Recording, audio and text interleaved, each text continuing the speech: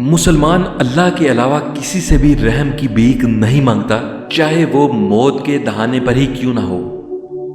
آزادی اور امن باتوں اور داموں سے نہیں، تلواروں سے حاصل ہوتے ہیں۔ اپنوں کی طرف سے دھوکہ انسان کو ٹکڑے ٹکڑے کر دیتا ہے۔ منزلیں سپاہیوں کا استقبال کرتی ہیں، جبکہ بزدلوں کو راستے کا خوف مار دیتا ہے۔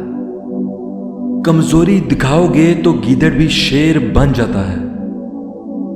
ہم یا تو غازی بنیں گے یا ہم شہید ہوں گے، مگر ہماری تلواروں کی جنکاریں 1000 سالوں تک سنائی دیں گی۔ گیدڑوں کی حکمرانی اس وقت تک قائم رہتی ہے جب تک شیر واپس نہیں آ جاتے۔ ہمارے اسلاف کی داستانیں بچوں کو سلانے کے لیے نہیں بلکہ مردوں کو جگانے کے لیے سنائی جاتی ہیں۔ جن مظلوموں کے ساتھ کوئی نہیں ہوتا ان کے ساتھ اللہ ہوتا ہے۔ تمام جہاں بھی اگر ظالم ہو جائیں تو بھی ہم ظالم سے ڈرنے والے نہیں۔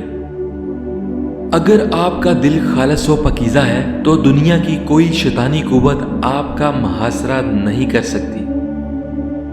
جب تک ہم اللہ کے راستے پر چلیں گے کوئی بھی ہمیں ہمارے گھٹنوں کے بل نہیں گرا سکتا۔